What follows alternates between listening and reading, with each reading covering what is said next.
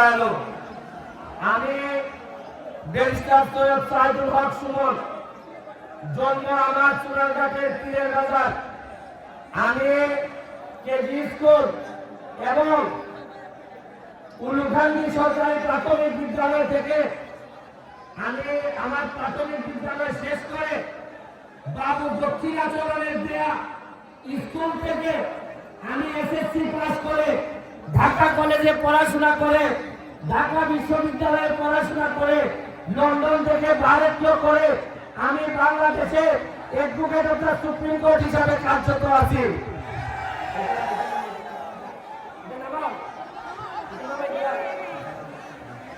শুনেন, আমি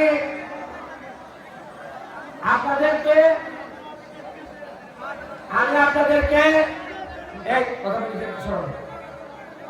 আজকে আমার এমপি নির্বাচন করার কোনো কথা ছিল না। আমার নসিবে আমার নিয়ে এসে নির্বাচনের জন্য জননেত্রী শেখ হাসিনা যদি স্বতন্ত্র নির্বাচন করার সুযোগ না দিতেন, তাহলে আমি কোনোদিন আওয়ামী লীগের বিরুদ্ধে বিজয়ী হইয়া জীবনে নির্বাচন করতাম না। আর আমি যদি নির্বাচন না করতাম, তাহলে আজকে চুনারঘাটের ভোটারদের, মাধবপুরের ভোটারদের কোনো দাম থাকতো না। আমি বক্তব্যের শুরুতে আমার যে ইশতেহার, যদি আমি ভোটে নির্বাচিত হলে কি কি কাজ আমি করবো তার ইশতেহারটা আমি 5 মিনিটে বলে দিই।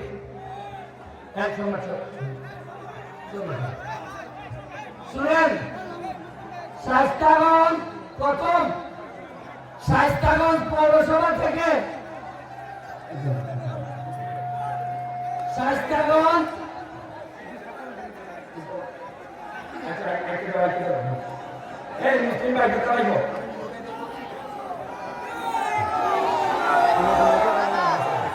আমাদের মাধবপুরের আওয়ামী লীগের সাবেক সভাপতি, 2-3 বারের মেয়র আমাদের শাহ মুসলিম, উনি আমাদের মাঝে উপস্থিত হয়েছেন। একটা হাত তালি।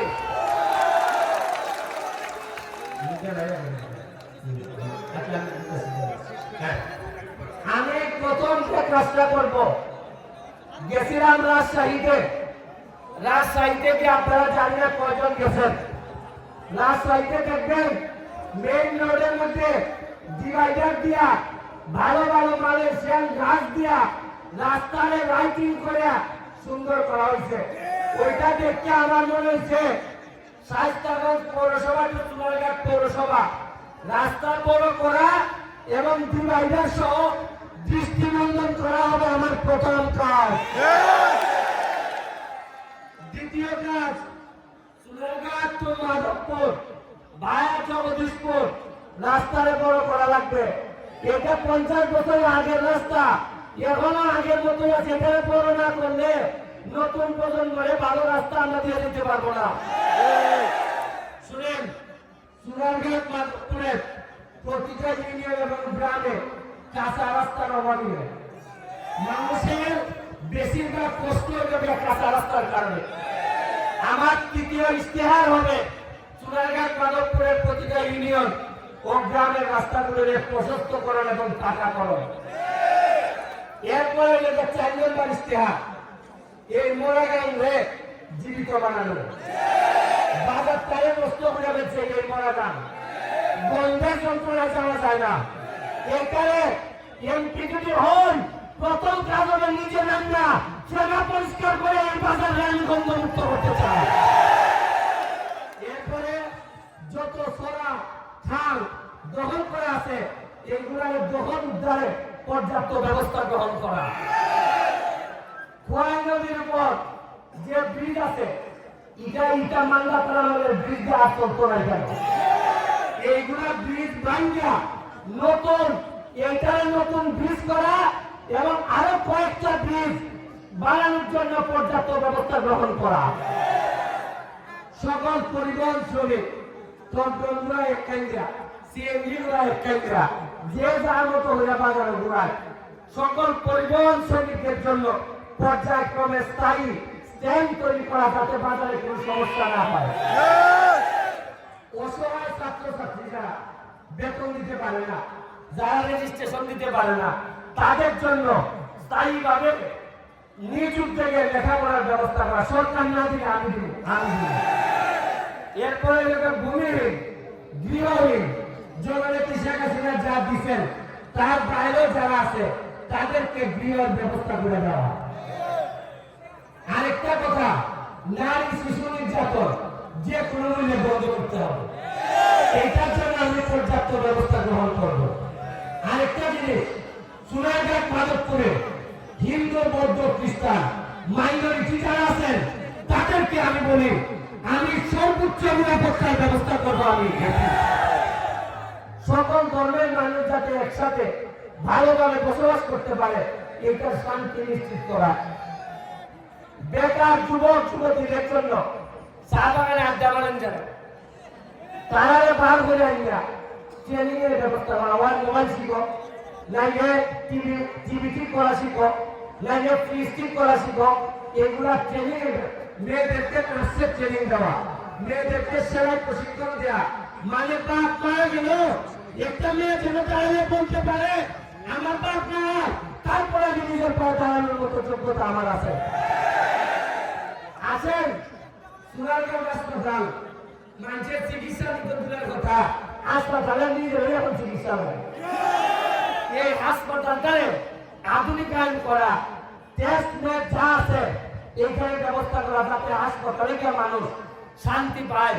এখন যে অবস্থা, 2 তালাত গেলে গন্ধের যন্ত্রণায় অর্ধেক অসুখ হয়ে গেলে পুরা অসুখ হয়ে দিল। এরপরে উপজেলা পর্যায়ে আমরা কোন স্টেডিয়াম নাই, আছে একটা স্টেডিয়াম বানানো, এবং ওয়ার্ডে ওয়ার্ডে এক কেলা হইলো, এক কেলা হইলো একটা করে বাচ্চাদের জন্য মাঠ বানানো। এরপরে প্রতিবন্ধী, বয়স্ক ভাতা সহ নাগরিক সুবিধা দেওয়া। মসজিদ, মাদ্রাসা, মন্দির, ধর্মীয় প্রতিষ্ঠানের উন্নয়নমূলক কাজে সহযোগিতা করা। এরপরে দেখুন, ছাত্রলীগ উদ্যান আছে, রেবা কলেজ আছে, 24টা চা বাগান আছে।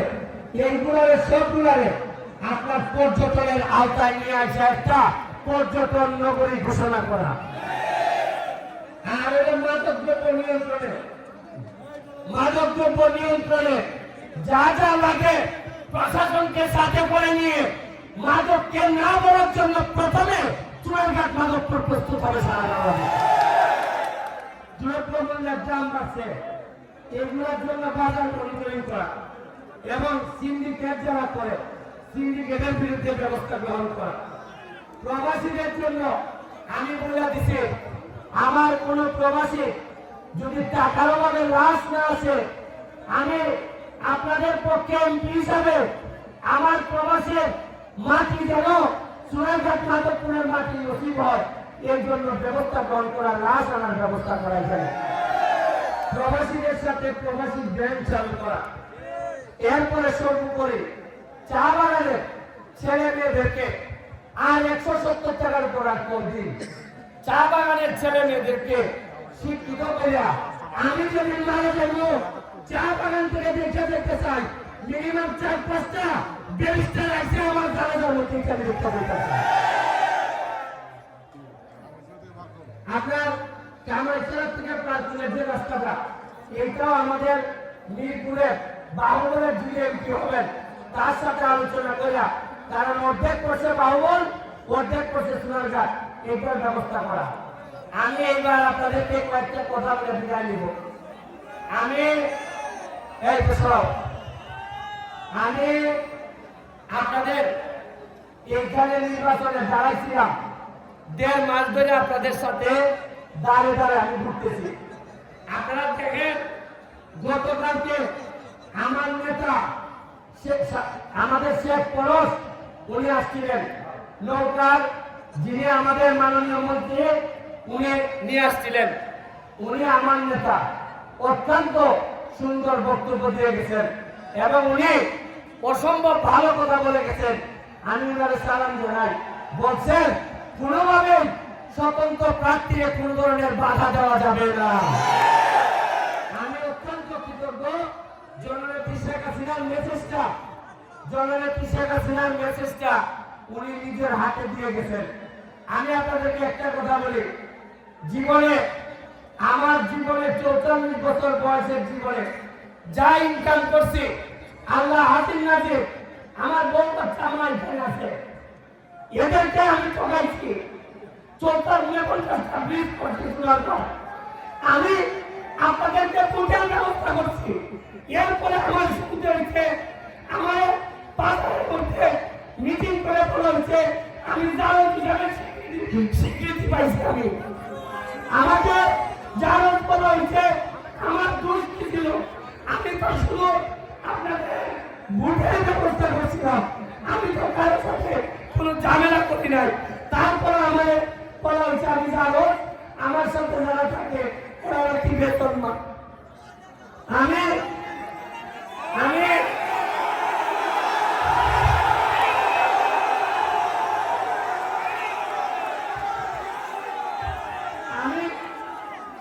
আমি আপনাদেরকে একটা কথা বলে শেষ করি, আমার কারোর কথা নাই।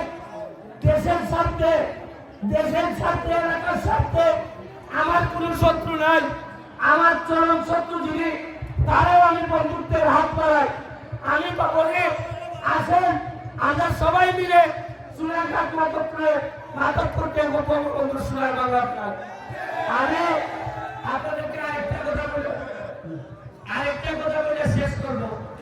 আগামী 7 তারিখ সকালবেলা আপনারা যাবেন ভোট দিতে গিয়ে আপনারা ব্যালটটা পাওয়ার পর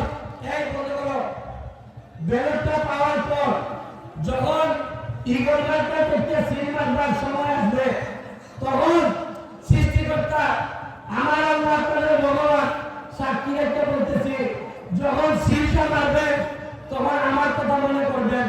আমি তো আপনাদের সামনে থাকবো না, এমন ভাবে সিলটা মারবেন আমি যেন টের পাই এইটা ইগলের সিল না, আমার কলিজার মধ্যে মোহর মারা দিচ্ছেন আপনারা। সারা জীবন যেন যে অবস্থায় থাকি আপনাদের সেবা যেন করতে পারি, এই কথা বলে জননেত্রী শেখ হাসিনার জন্য দোয়া চেয়ে আজকের মতো আমি বিদায় নিচ্ছি। আমাদের মাধবপুর থেকে যে নেতৃবৃন্দরা আসছেন সবাইকে আমি এই কথা বলে আমাদের শাহ মুসলিম উনি আচ্ছা নিয়ে সভাপতির বক্তব্য রেখে শেষ করবেন। আমাদের সূচন আপনাদের 2 নং মাধবপুর 2 নং চৌমনি ইউনিয়নের সাবেক চেয়ারম্যান উনি সূচন চেয়ারম্যান